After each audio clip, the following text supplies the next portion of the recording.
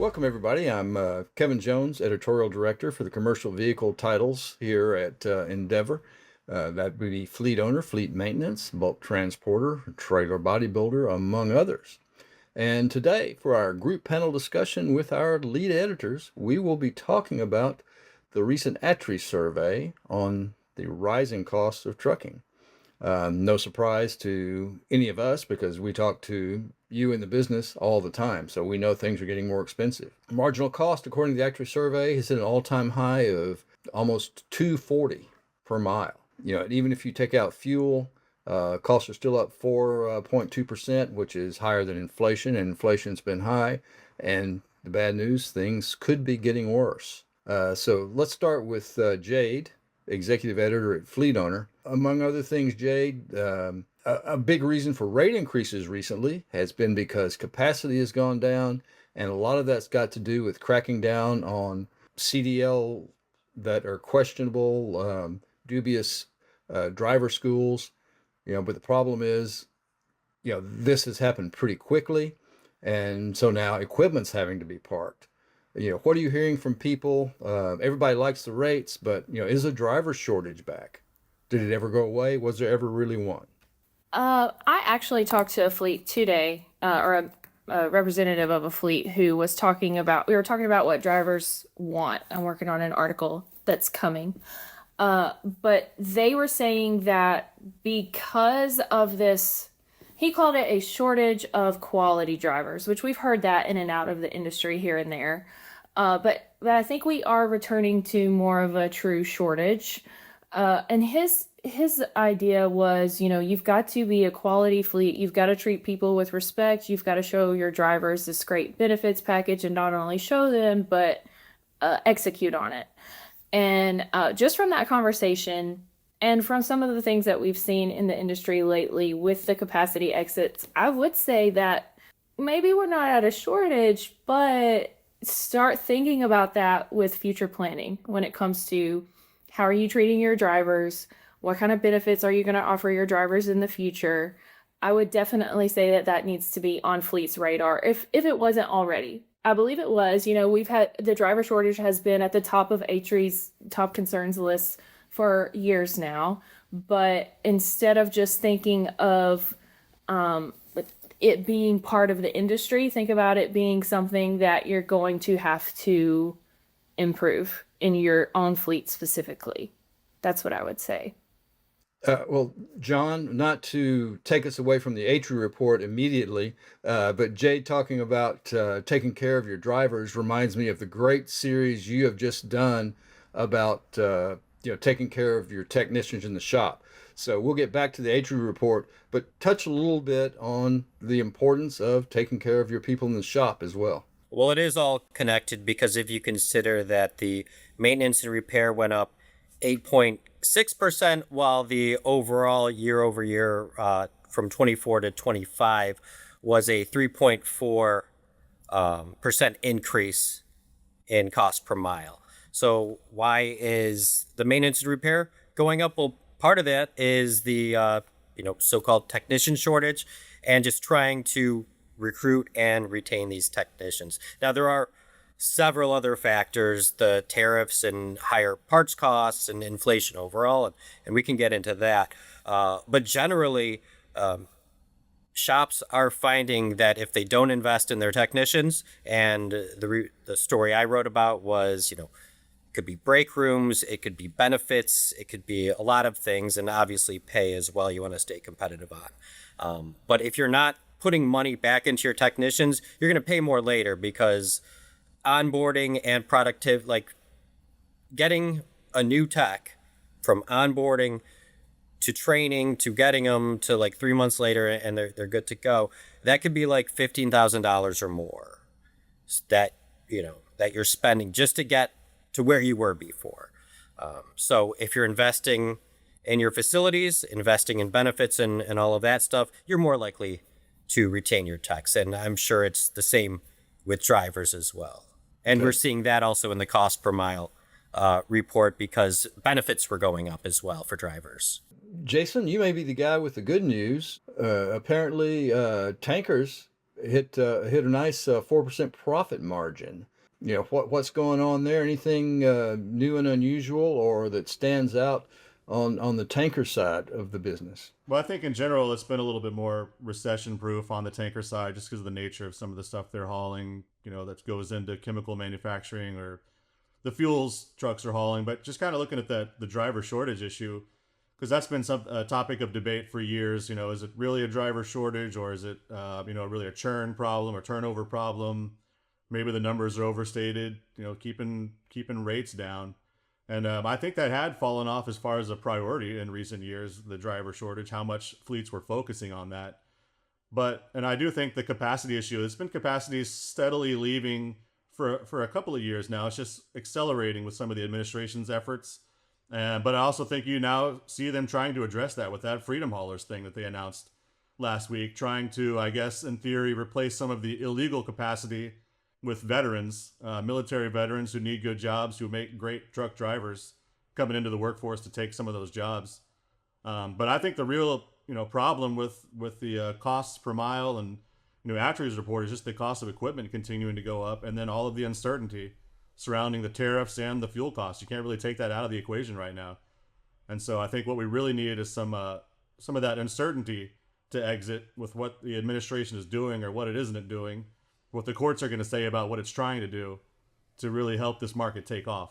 Well, on my side of our group, since I cover truck and trailer manufacturing and the actual equipment costs, not the end user side, I know that costs were up 40 cents per mile on equipment, which actually wasn't a huge jump in 2025, but people weren't buying stuff, so things are already going to be rising quickly. I know Wabash just reported their second quarter results last week, and they're really looking forward to starting to get some of the inflationary costs back because they have had to keep them so low just to sell anything. Kind of the wild card in this has been the 2027 pre-buy that we've talked about for 2 years. Jade, what are you seeing? What are you hearing in terms of what's the fleet strategy for buying new trucks this year and into 2027? I haven't talked to any fleets specifically about what their strategy is. But as we can see from truck orders, they are just growing and growing and growing every month. What was it? June had like a 230% increase in truck orders year over year. And that to me says either the economy is doing better, which I'm not sure it is, or it says that pre-buy that we've written about for several years now is actually becoming a thing, which that's kind of where I am leaning. Everyone has said that these newer trucks, the 2027 models, are going to be more expensive. We know from statistics and even from this ATRI report that fleet equipment is getting older and older. And it is time for trucks to begin replacing, or it's time for fleets to begin replacing their trucks. And my thought is that most fleets are wanting to do that to get ahead of the premium that's coming with 2027 equipment. That's due to the EPA 2027 regulations and all of that jazz. So I believe that we will. I'm ready to see July truck order numbers, that we should be getting those pretty soon, I think. And so if those have increased 200+% year over year, then I will definitely say that the pre-buy is here. But of course, we've got to see those numbers before we can make that call. Well, John, I know that on the fleet maintenance side, there's 1,000 ways you can go on this, and we could be here all day just talking about 2027. Is the new equipment reliable? Are fleets going to make money off of a more efficient machine, or can it not be trusted? We've got the whole regen now that's been rescinded.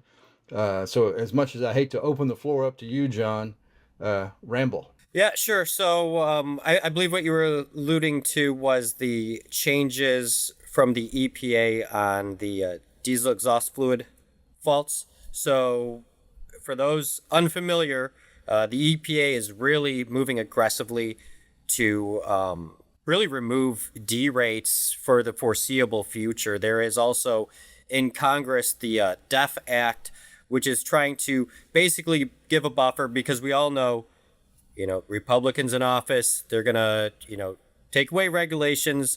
All it takes is one election, and the Democrats get back in and they can rescind everything. So this is a problem because part of the DEF stuff and the D rates has to do with potential changes and what you could call diesel deleting and all of that.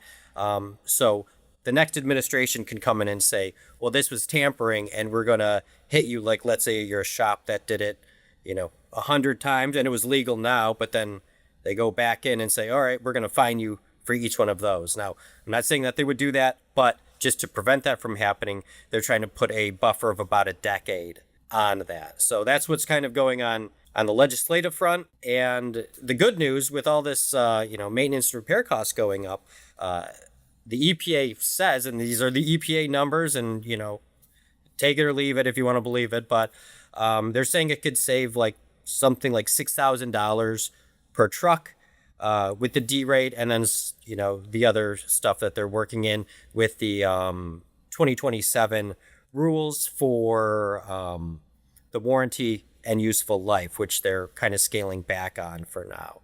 And that could be another reason why the pre-buy is going up, because now people have guidance on that and they know, and they might not be as expensive to maintain. But there's a lot of moving parts to this. Well, moving parts, so to speak. And again, not to give you the whole show, John, but your whole business is uptime, uptime, uptime. Where do we see that going forward with the 2027 engines? Do we have any insight at all yet?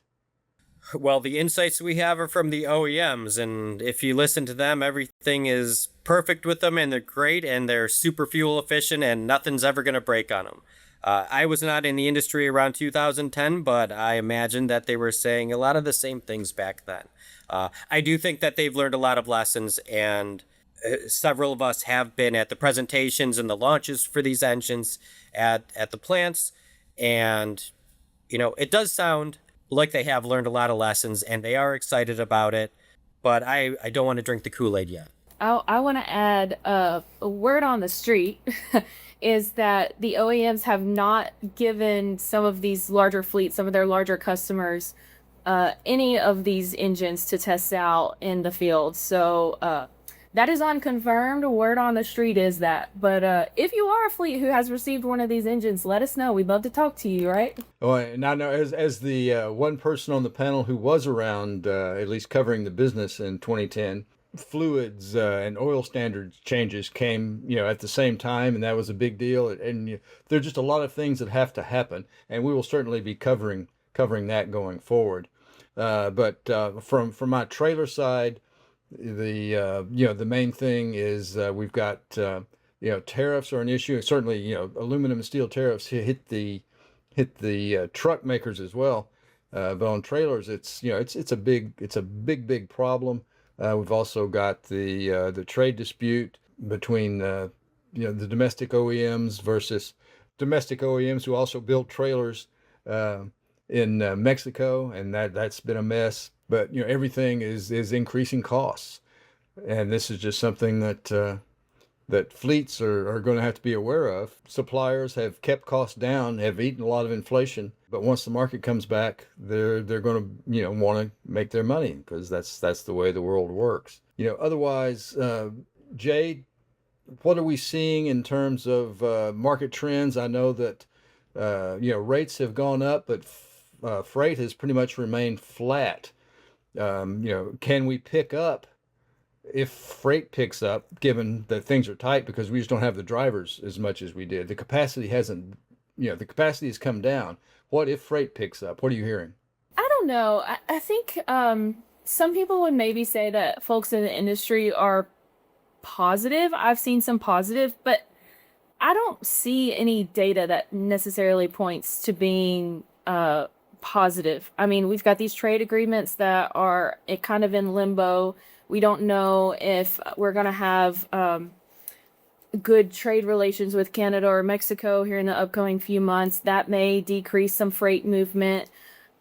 Freight rates have gone up in the past couple of months, but in the past couple of weeks, they've come down. So I don't know if this exiting capacity, if it continues, and if we have hundreds of thousands of drivers leave the industry, then I do think that that would be positive for rates. But if we don't have that freight movement, then I don't see where that would be a positive thing moving forward. But none of us have a crystal ball, so we don't really know. I mean, I've seen some things this year that were surprising to me. I've seen some things that I feel like I could have predicted. So who really knows? John, kind of big picture looking forward, fleets getting out of aging equipment. Is that going to help them in their total cost of ownership, in their uptime, or is everybody still just kind of sitting on their hands? Well, ATRI has the average truck age at 3.6 years. I believe that's a very slight rise from 2024. And I mean, that's not super old. I've seen, if you take how long some fleets are holding on, the average age is something like 9 years, last I saw. But really, it's a mixed bag. If you're one of the larger fleets, you're really holding on to these things for 4 or 5 years, maybe 3 years. You're trying to get under that kind of line where maintenance starts to get really expensive. And Brian Antonellis, who we've talked to a lot, from Fleet Advantage, he kind of puts it as like the 500,000 mile line. Now, for ATRI's latest report, they said the average miles per truck now increased from 24 to 25, from about 82,677 miles to 85,991 miles.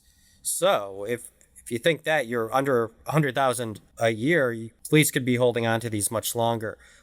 But the other problem is that a lot of these, it's not that each truck is only, okay, it's 86,000 miles, we're going to park it. This is because a lot of trucks are, as Jade said, are left on the lot and being underutilized. That also has another problem, because if you're leaving a truck for a year in the lot, they have something called lot rot, where I've seen stories where like rats can get in, and raccoons and whatever else can kind of mess with the wires because they're very tasty. But actually, like, there's like soy wires and stuff that somehow like rodents are attracted to. But you have all of this, not really neglect, but trucks that aren't moving. You're not looking at them as much. So then you get into the issue of, all right, we didn't realize this corrosion on this truck was getting really bad, and now it's kind of created some maintenance issues, and not doing the scheduled PMs that you might have usually done if these trucks were moving through the fleet and people had their eyes on them all the time. Jason, anything stand out to you in your bulk and refrigerated niches? Anything to keep an eye on? Any good news? Any bad news? Well, just kind of going back to what y'all have been talking about first, I mean, I think it's all related. The pre-buy, I don't know if it's as much a pre-buy because of the impending emissions regulations as it is just the fact that fleets have been holding on to their trucks for longer and putting off those purchases, so now they're due. And like John mentioned, I've seen a lot higher numbers, talk to fleets who are now holding on to trucks 7, 8 years, 600,000 miles. And so, it's just time. And, what Jade was saying about the OEMs not necessarily putting the new equipment out there to test, that's kind of concerning, because nobody really wants to be the guinea pig. I mean, especially when it comes to emissions technology with all the DEF filter and sensor problems that fleets have experienced.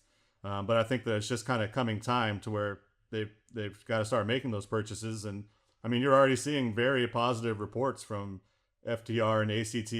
I think I saw in June, truck orders were up to 30,500 units in June, which is 16% increase from May, and 241% year over year. And I think that's 5 straight months they've seen comparisons exceed 100%, year over year from the previous months. So I think demand is kicking up for the trucks, regardless of whether the fleets want to buy them or not, they need them. Specifically on the tank truck side, I think that the issue, again, it comes to tariffs. I think we've seen pretty good production domestically, but particularly like chemical supply chains are global, they're international, and the tariffs are keeping the imports down. So I know carriers that I talk to are doing pretty well here with the manufacturers, but they're not seeing as much coming in. So that limits the amount of freight that they have to carry. All right. Kind of to wrap up, kind of a broader view, or at least looking forward a little bit. I know, Jade, you're kind of our technology guru. Anything you're seeing on the technology tracking fleet efficiency front that you think will have a real benefit going forward? As far as benefit goes, I'm not sure that we will see much. I think technology is moving at such a fast pace that there's so much thrown at us that it's like, what are we actually going to sit here and implement? And after we implement it, how many more months until the next thing is thrown at us and then we have to start all over again? I think AI is the catalyst for that. There's a lot going on at all of these tech conferences. They all are talking about how they're implementing AI. But then I've also talked to fleets who say that their drivers don't necessarily like all of this thrown on them at once. And then comes the conversation, okay, how much can we implement before we start losing our drivers? So there's so much going on. If a fleet has found something that works for them, I think that they should continue on with that and see how they can improve that certain thing instead of jumping to the next new shiny thing that comes along, because there will be so many new shiny things coming along week after week. I mean, we have press releases coming every single week, every single day about the next new telematics AI gadget, whatever. It's so much that's increasing. So again, we'll see. John, how about in the maintenance shed? What's new, what's exciting, what's going to save fleets money? Well, again, I don't know if it's specifically the technology itself is going to save money, but yes, artificial intelligence, agentic AI, specifically, if you think about this cost per mile report, this is taking so many different fleets and trucks and operations, some that do things really well, some that do things really bad. You can use it as a benchmark, though. So if you think, all right, since 2019, maintenance and repair costs have gone up 45% since 2019. And then, the 8.6% last year over year.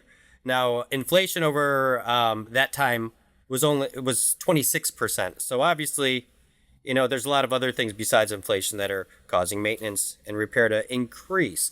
So you can kind of dive down with AI into figuring out what are those things you're spending your money on, and you can compare. There's tools like Penske's Catalyst AI that can show you different fleets that are like you and see, all right, maybe I'm spending X amount on tires, but other fleets of my size are not spending that much. So what am I doing wrong there? Or you can likewise see, all right, our retention numbers are better than the national average, or we're also being more efficient because we're using more mobile maintenance. Like, there's a lot of factors to all this, and you could just see, all right, this is what the average is.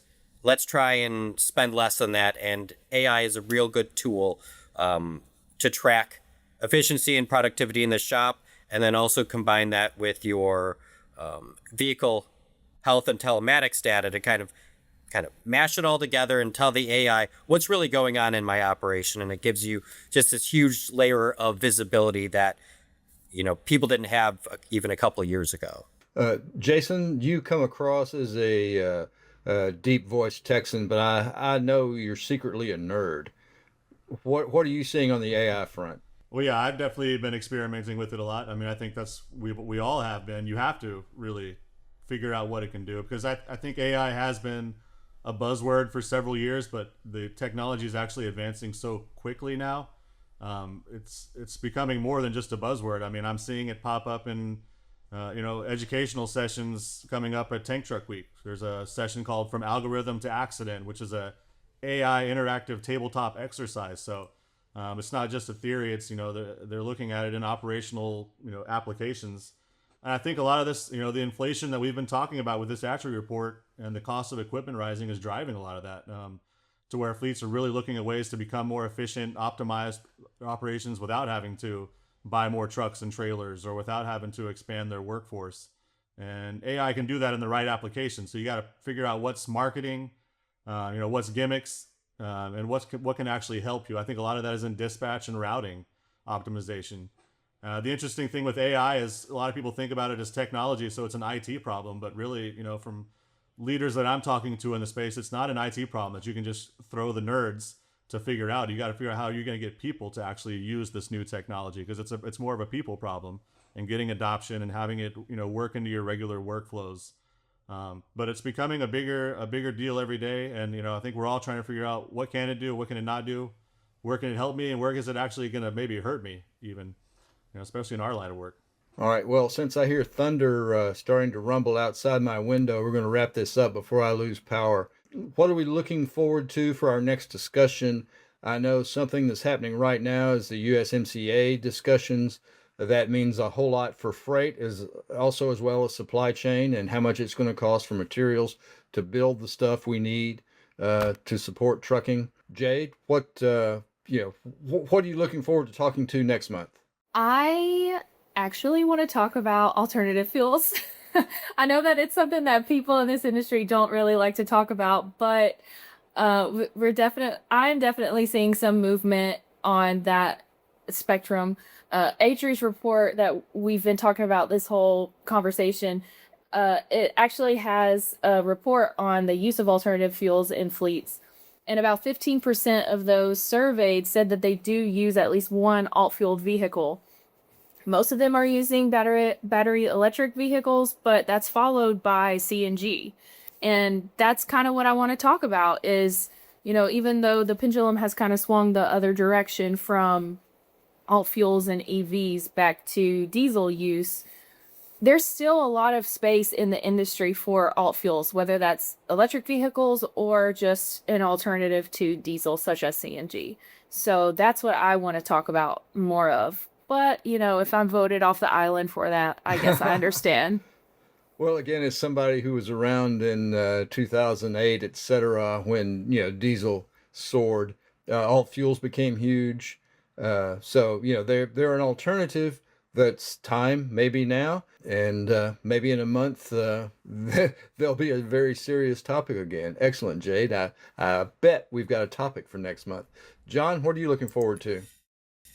Well, I'm not looking forward to it, but I'm probably going to have to talk about it. All of the, DEF EPA stuff, they just had the public comments, I think, over the 28th and 29th of July. And then it's going to, in the next month, probably all come out. And then you'll have the other side try to sue the EPA and all this giant mess that I'm going to have to, tell everyone about in a probably very mediocre way, because I still don't understand half of it.